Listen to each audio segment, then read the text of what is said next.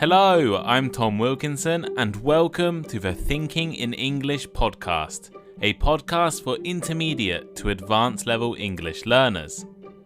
Christmas and New Year are popular holidays celebrated across the world. Today, I want to talk about some of the more unusual ways to celebrate during the winter season. What is the weirdest holiday tradition? Let's talk about this today while learning some new vocabulary. You can find the full transcript of today's episode for free over on the Thinking in English blog. Check out my Instagram page and my YouTube channel, both making lots of great content. Join the Thinking in English Conversation Club over on Patreon. And leave me a rating or review wherever you are listening right now. Here is today's vocabulary list.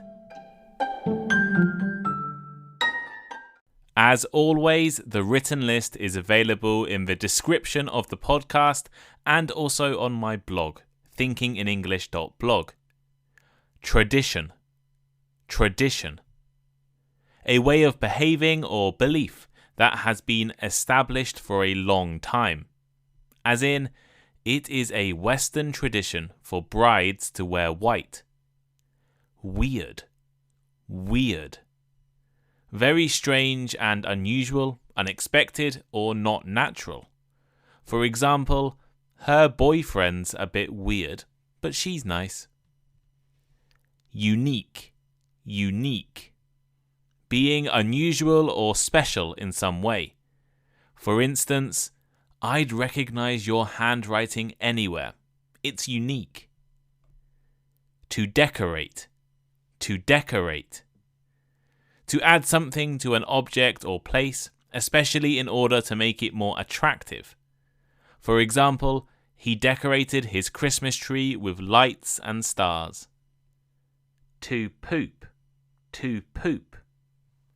To pass solid waste from the body, as in, your dog pooped outside my house. Mischief. Mischief. Behavior that is slightly bad, but is not intended to cause serious harm or damage. For example, he needs a hobby to keep him busy and stop him from getting into mischief. Oblivious. Oblivious. Not conscious of something, especially what is happening around you. As in, he was oblivious to his friend's feelings. Obscure. Obscure. Not known to many people. For example, he only likes obscure bands.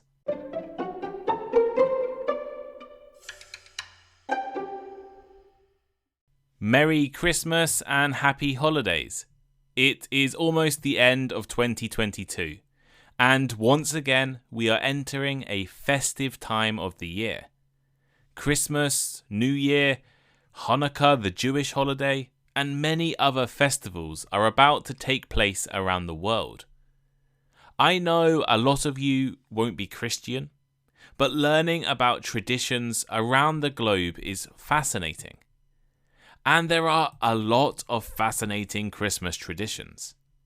In the UK, we eat roast turkey, mince pies and puddings made of dried fruit and spices, and lots of chocolate. We watch the royal family give speeches, decorate our houses with trees and stars, lights and angels. We meet our family, listen to Christmas songs, and eat far too much. I think a lot of places have similar traditions, maybe with different foods or styles of decorations. Some places have incredibly unique, maybe even weird traditions. And these are what I want to talk about today. What is the weirdest holiday tradition in the world? I've selected 3 unique Christmas traditions and 1 New Year celebration that are all strange in their own way. They each have unique backstories, cultural meanings, and probably seem strange for people who haven't grown up with these traditions. From fried chicken to spider webs, let's discuss these traditions and learn vocabulary at the same time. Christmas KFC in Japan. Christmas food varies across the world, from roast meat and fish to cakes, fruits and desserts. Most places will eat a lot of food during the holidays. One place with a very unique Christmas food tradition is Japan. In Japan, people like to eat KFC, Kentucky Fried Chicken, on Christmas Day. It might seem strange to eat fast food, especially from an American fast food chain like KFC on Christmas Day, but for millions of Japanese people, this is the reality. KFC stores in Japan can have up to 10 times more customers than usual on December 25th. I've witnessed it myself. Last Christmas, I was in Tokyo, and I saw long lines of people waiting to pick up their Christmas meal. People order fried chicken days, sometimes weeks early, and it is a really unique tradition. Japan is not a Christian country. Christmas is not a holiday in Japan, and it is seen as more of a commercial event rather than a cultural or religious festival. In other words, in Japan, Christmas is focused on decorations and buying things, not on the deeper religious meaning. New Year is the important holiday in Japan, the important winter holiday anyway. Christmas is spent with friends, girlfriends and boyfriends, while New Year is for family. But this doesn't explain how KFC became the food of choice for Japanese people on Christmas Day. The story of how KFC became associated with Christmas in Japan is a lesson for all marketing and business people listening right now. In 1970, the first KFC opened in Japan. That year, the manager of the store heard some foreigners complaining that it was impossible to find Christmas food in the country. And he came up with a great idea. Kentucky for Christmas. KFC would offer a party set of fried chicken on Christmas Day, as a form of special Christmas food, the first in Japan. There were no Christmas traditions in Japan at this time. It was a Buddhist and Shinto country. KFC were the first people, the first company to promote a tradition. As they were the first to promote Christmas food in Japan, they used adverts to tell millions of people that fried chicken was the best food to eat on the day. And they were very successful. In a non-Christian country where people like to celebrate events but don't have the day off work to cook, a bucket of fried chicken is an easy and tasty thing to share. KFC were the first to target the Japanese audience at Christmas, and now it seems natural to eat fried chicken for millions of people. Ukraine and Christmas spider webs. Decorating houses is a big part of Christmas and holiday celebrations around the world. From Christmas trees covered in shiny tinsel, lights, stars and baubles, to miniature figures of Jesus and his family, there are a lot of Christmas decorations out there. I found a quick list of popular Christmas decorations in the UK and USA. It included things like figures of Santa, snowmen, reindeer and angels, candles, trees, Christmas stockings and wreaths. If you were from Ukraine, there might be a slightly more unique decoration on your list. Spider webs. That's right, spider webs, or cobwebs as they're sometimes called in the UK. Made by spiders to live in, move around and capture their food. Most of us probably tried to remove any spider webs from our houses before the holidays. But in Ukraine, spider webs are part of Christmas tradition. Ukrainians consider the spiderweb to be good luck. They will often decorate Christmas trees with artificial spiderwebs as a way of encouraging luck and fortune for the next year. How did this become a tradition? Well, let me tell you a short story, a short Ukrainian legend. Long ago, there was a woman living with her children in a tiny old house. Outside of the house, a pine tree started to grow. The children were so excited that they could have a Christmas tree in the future. So they cared for the tree to make sure it grew to be big, strong, and healthy. However, the family were poor. They couldn't afford decorations and went to bed sad on Christmas Eve that their tree would be without decoration on Christmas Day. The spiders living in the old house heard the children crying.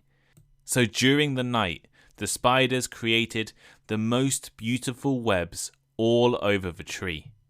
In the morning, as the children woke, they found their tree decorated in these beautiful webs. As the sunlight hit the tree, the webs would shine like gold and silver, as if by magic. The poor family didn't feel so poor anymore. And this is why Ukrainians today like to decorate their Christmas trees with spiderwebs. Kagane, the Christmas pooper. Ukraine is not the only place to have a unique Christmas decoration. Catalonia, a region in the northeast of Spain, has one of the most unusual. A lot of Christian countries will have a type of decoration called a nativity scene. A nativity scene is a model representing the birth of Jesus, or the nativity, with different people, animals, angels, and features of the Bible represented. Both my parents and grandparents have nativity scenes in their houses during Christmas, and some places will have large models in public buildings. What is usually included in the nativity scene? Well, almost all of them will have figures representing the baby Jesus, his mother Mary, and her husband Joseph. And other common characters include sheep, shepherds, angels, donkeys, stars, and models of a barn. Catalonia adds a unique character to the nativity scene. Kagane. I apologize for my pronunciation already. Kagane has to be seen to be believed. It is a pooping figure, a character going to the toilet in the nativity scene. The word Kagane literally means pooper in the Catalan language. Usually, the figure will have his pants around his ankles, be bending over or squatting down, and going to the toilet. In Catalan areas, the Kagane is a common and much-loved figure. But how did a pooping figure become a Christmas icon? The Kagane started appearing in nativity scenes in Catalonia hundreds of years ago, but no one really knows why he is pooping. One theory is that it is a symbol of fertility, good luck, and good health. Another theory is that the Kagane represents evil and mischief, the opposite of the good in the rest of the nativity. Today, the Kagane is still popular, and people collect figures of him. However, not everyone loves the cheeky character. When Barcelona decided to not include him in their nativity scene a few years ago, local people were angry and successfully had him return a year later. Dinner for one in Germany. The final tradition I want to talk about is a bit different to the past three. First, it's not a Christmas tradition, but a New Year tradition. And second, it doesn't seem weird on first glance, but it is something that has confused me since I first heard about it 10 or maybe 12 years ago. Every year, on New Year's Eve, families across Germany gather together to watch an old comedy on TV. This isn't that strange. Right? TV traditions are common around the world. But the comedy Germans traditionally watch is what I find interesting. This German New Year tradition, maybe the most popular New Year tradition in Germany, is to watch an old black and white British comedy that no British person has ever watched. It is called Dinner for One, and I'll leave a link to a version on YouTube. It's only 10 minutes long, and it will be on the transcript of this podcast, so link is in the description. It is a English comedy skit filmed in the 1960s. The elderly Miss Sophie is throwing a birthday party and has invited all of her friends, but is apparently oblivious to the fact all her friends have been dead for many years. Miss Sophie's butler, her servant, is responsible for serving food to the guests and drinking their drinks. As the dinner goes on, he gets drunker and drunker. Many German people will know this comedy so well that they can repeat the lines word for word. It is watched every year by millions of people. But in the English-speaking world, no one has watched it. How did an obscure English comedy sketch become the most popular tradition in Germany? Well, A Dinner for One was originally written in the 1920s and was designed to be performed on stage. In 1962, a German entertainer saw it being performed in a club in the north of England and loved it so much that he invited the actors to record it for his TV show in Germany. People in Germany loved this performance, and it was regularly repeated on TV in the 1960s, before becoming a regular New Year show in the 1970s. It is shown in other European countries as well, including Switzerland, Austria, and Scandinavia. And in 2017, apparently 12 million Germans watched it on New Year's Day. Despite it being so popular in the German-speaking world, no one in England knows about this show. It has never been filmed for English TV, and until 2 or 3 years ago, had never been broadcast in the UK. In fact, when a German TV station asked the BBC if they had ever thought about showing it in the UK, the BBC responded that they had never even heard of the show. Maybe the most popular Christmas or New Year show in Germany, the BBC had never even heard of it. And to me, this is weird. It is weird that Germany is in love with an English comedy sketch that English speakers have no idea about.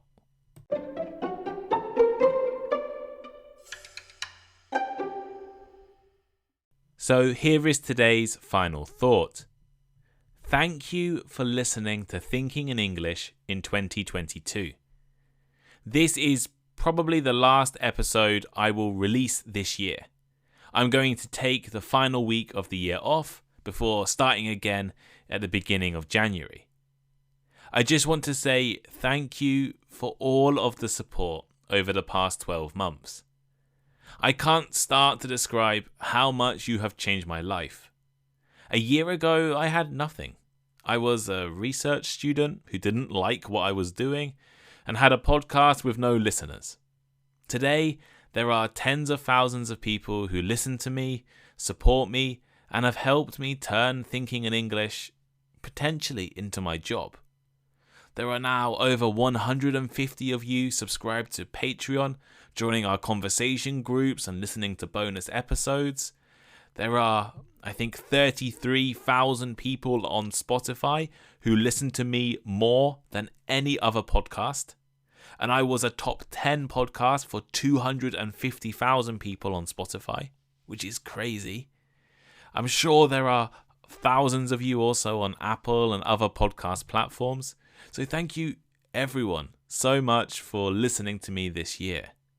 Everyone who has subscribed to me on Instagram, everyone who has subscribed to my new YouTube channel, the support is incredible. There are so many times where I have thought, oh, why don't I just quit? Only to receive a positive, happy, encouraging message on Instagram and me to think, okay, I'm going to carry on. I'm going to make this work. I'm going to turn this into my career, turn this into a business that can actually support my life. I'm not quite there yet, but hopefully by the end of 2023, thinking in English will be my full-time job. And if you keep subscribing to Patreon, if you keep listening, if you keep supporting me on Instagram and on YouTube, then I can make that my reality. So thank you all so much for this year. If you want to continue to support Thinking in English, you can do on Patreon, like I said. Join our conversation club. It's a great deal. I'm currently running a discount, 16% off, so 2 months free if you join for a year right now. That means you can join our conversation group for less than $1 a day. Not a day, $1 a week. Sorry, not $1 a day. Less than $1 a week, which is incredible. Less than $1 a week. So join now, annually. The price will be increasing in January, probably doubling, and the discount will also be slightly less. So the best time to join is right now. Join now. Go. Join the conversation club. Also subscribe to me on YouTube.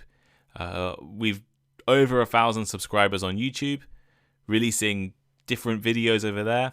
Hopefully 2023 will be a big year for our YouTube channel. Maybe even start to make me a little bit of money on YouTube as well, which would be awesome.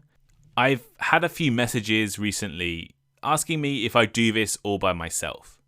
And when it comes to the podcast, yes, I don't have a script writer. I don't have an editor. I don't have someone in charge or responsible or giving me help in this sense, which a lot of other podcasts do, and I don't. Maybe I should get one in the future. But the podcast is all myself. I'm currently recording this at 1 a.m. in the morning. But I do have help. So I want to say a big thank you to Nathan. Nathan's Fantastic English on Instagram. Go and follow him over there. Nathan has been great. He is the person behind the YouTube channel. He takes my audio and he makes the graphics and the videos and uploads everything on YouTube. He also makes the shorts and some of the Instagram reels, and I don't think anyone follows me on TikTok, but I do have a TikTok page as well. So you can watch my TikTok, but that's Nathan. So Nathan makes all of that stuff. And also a big thank you to Thomas Brock. Thomas was a guest on the podcast. In fact, the first ever guest on the podcast. And along with Nathan, they have been helping with the conversation group. So when you join the Thinking in English Conversation Club, you're also getting access to 2 other qualified English teachers. In fact, more qualified than I am. So Nathan and Thomas W. Brock on Instagram, Nathan's Fantastic English on Instagram. Go and follow them and show them some love and support and say thank you for helping keep Thinking in English going and giving me ideas and support with all of the stuff that's been going on this year. So I don't really know what else to say. Thank you so much for 2022. Have a Merry Christmas and a Happy New Year. And I will see you all in 2023 for a new year full of growth, learning, education, and development.